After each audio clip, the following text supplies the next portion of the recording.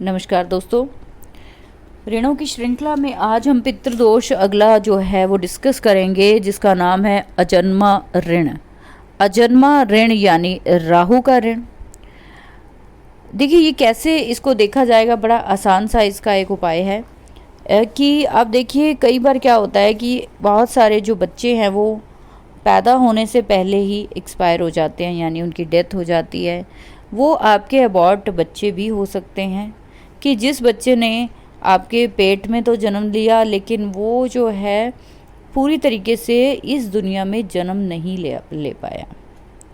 बहुत बार बहुत सारे लोग जो हैं वो बहुत सारे अबॉर्शंस या उनकी फैमिली में कहीं पे जो है जानबूझ के, देखिए कई बार क्या होता है कुदरती तौर पर कोई ऐसी घटना हो गई है तो अलग बात है, लेकिन अगर आप जानबूझ के ऐसा कुछ करते हैं तो आपकी वो ऋण में गिना जाएगा। ऐसी जो स्थिति में जब बोला जाता है कि अगर किसी व्यक्ति की कुंडली में अगर 12वें घर में सूर्य, चंद्रमा और मंगल, सूर्य, चंद्रमा या मंगल स्थित हो तो वह व्यक्ति राहु से पीड़ित हो जाता है। ऐसे व्यक्ति को अजन्मा ऋण दोष लगता है। अब यहाँ पे राहु के ऋण से इसलिए इसको बोला गया कि वो ऋण जो हमारे, राहु से वैसे भी हम अपने पूर्वज देखते हैं, राहु से हम वो चीज़ें देखते हैं जिनको हम सिर्फ देख नहीं पाते, सिर्फ फील ही कर पाते हैं। राहु क्या है? हमारी सोच ही तो है, हमारी मन घड़ंत कहानियाँ ही तो है कि जिसको हम कभी देख नहीं पाते, जिसके बारे में सिर्फ हम जो है सोचते ही रहते हैं जिसके बारे में। जब भी ये ऋण लगेगा, ऐसे व्यक्तियों की पहचान है कि जिन भी कुंडली में अगर ये ऋण लगा है और उस व्यक्ति को अगर ऐसी निशानियां दिख रही हैं जो लाल किताब में बहुत आसान तरीके से बताई गई हैं, कि मान लीजिए कि राहु का ऋण लगा है जन्मा आपके ऊपर, तो आपको इसका प्रभाव ये दिखेगा कि घर में चोरियां बार बार होती हैं, चोरी, डाका, इवन की मर्डर तक जो है, इवन की बहुत बड़े बड़े केसेस जो है, झूठे महाअभियोग यानी कि बहुत बड़े लिटिगेशंस में फंसते हैं ये लोग। रेप जैसी घटनाएं भी कई बार ऐसी फैमिलीज़ में देखी गई हैं। कोई ज़रूरी नहीं है कि अगर ये ऋण आप पर लगा है तो आप जो है वो दोषी ही हों। बहुत बार ये ऋण लगने के बाद आप अनजाने में ही इस मुसीबतों में फंस जाते हैं, यानी निर्दोष होने पर भी आपको सज़ा हो जाती है। आप प्रूफ नहीं कर पाते कि मैं निर्दोष हूँ। निर्दोष होने के बावजूद आप कई साल जो है भुगतान करते हैं वो गलती का जो आपने की नहीं।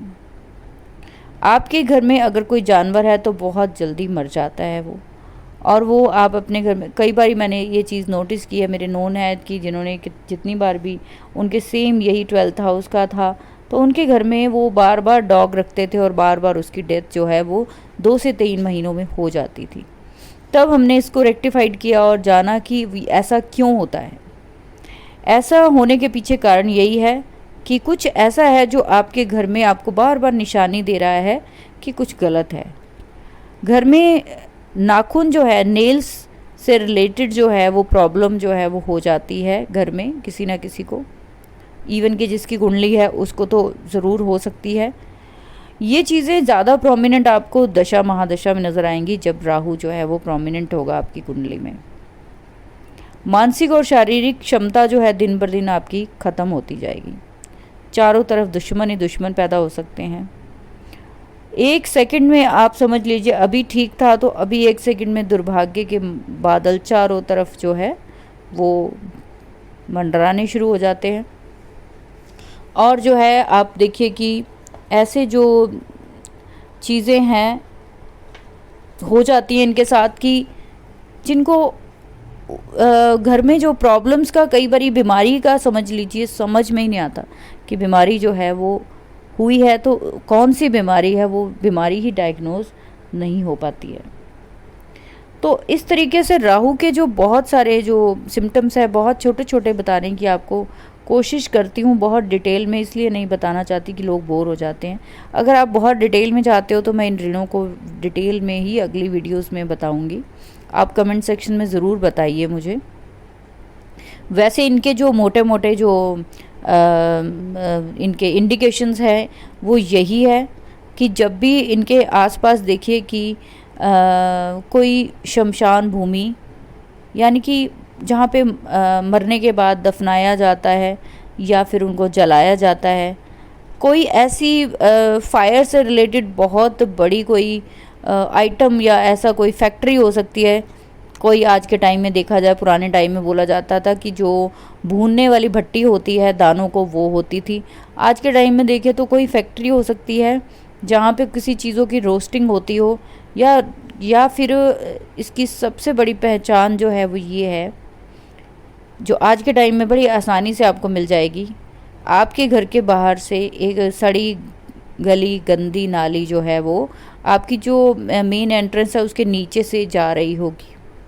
आपकी किसी भी घर की साइड में आगे भी हो सकती है, पीछे, लेकिन ये निशानी मैंने बहुत सारी कुंडलियों में देखी कि मैच होती है कि उनके घर के बाहर से एक गंदा नाला या गंदी नाली उनके बिल्कुल घर के बाहर से निकल के जा रही है। यानी कि आप ये देखिए कि घर के बाहर आपको गंदा पानी जो है वो कलेक्ट हुआ मिल जाएगा या जाता हुआ दिख जाएगा, वहाँ पे कहीं जमा हो रहा है। राहु खराब होने की सबसे बड़ी निशानी है। राहु का ऋण जो है अगर आपका लगा है फैमिली में तो ये है, इसको दूर ज़रूर कीजिए। राहु के ऋण को जब तक आप नहीं निपटाएंगे, नहीं आप क्लियर करेंगे, तब तक आपकी जो जनरेशन है आगे ग्रोथ नहीं कर पाएगी, आप जितना मर्जी कोशिश कर लीजिए। बार बार अगर आपको कोर्ट कचहरी के, पुलिस थाने के, इवन हॉस्पिटल के, या फिर सोच लीजिए कि बार बार ऐसी मुसीबतों से फेस टू फेस होना पड़ता है जिसका आपको बिल्कुल भी कुछ इलाज समझ में नहीं आ रहा है, तो उसके लिए आपको राहु की जो है ये रेमेडी ज़रूर करनी चाहिए, जो बहुत सिंपल है। आपने अगर आप पूरी फैमिली के साथ करेंगे, पूरे ख़ानदान के साथ करेंगे, और एक इसकी निशानी और भी है कि ऐसे व्यक्ति को अपने ससुराल से कभी रिस्पेक्ट नहीं मिलती। वो अपनी ससुराल में बहुत ही ज़्यादा बेइज्जत होता है। उसको अपने ससुराल में जाकर या उसके ससुराल वाले उसको बहुत ही ऊंच नीच बोलते हैं या कहते हैं, या फिर उसके साथ अच्छा नहीं करते हैं, उनको बहुत बुरा भला कहा जाता है।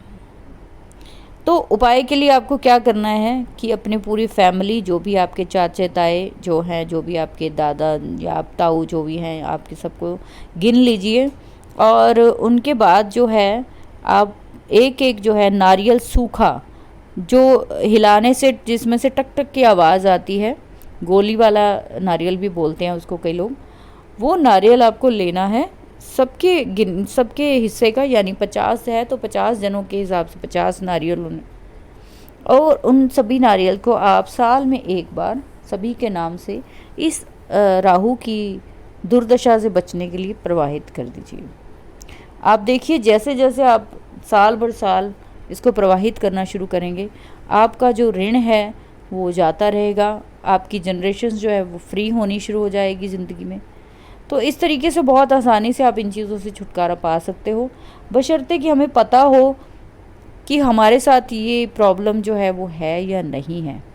कोई ज़रूरी नहीं है कि अगर आपकी कुंडली में ये वाले जो चंद्रमा, मंगल और केतु अगर हैं, सूर्य, चंद्रमा और मंगल अगर है 12th हाउस में, तो सभी के साथ ऐसा हो।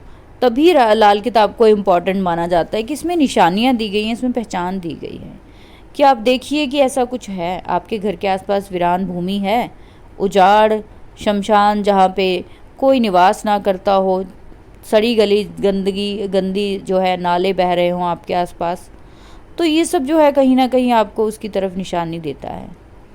तो इसको आप उपाय करके आप देखिए कि आपको कैसा लगता है। इस तरीके से आप देख सकते हैं कि अपनी ज़िंदगी को आसान बनाइए। अगर आपको ये जानकारी अच्छी लगी हो तो प्लीज़ कमेंट सेक्शन में आप जो है मुझे ज़रूर बताइए, और इसको लाइक और सब्सक्राइब ज़रूर कर दीजिए। Thank you.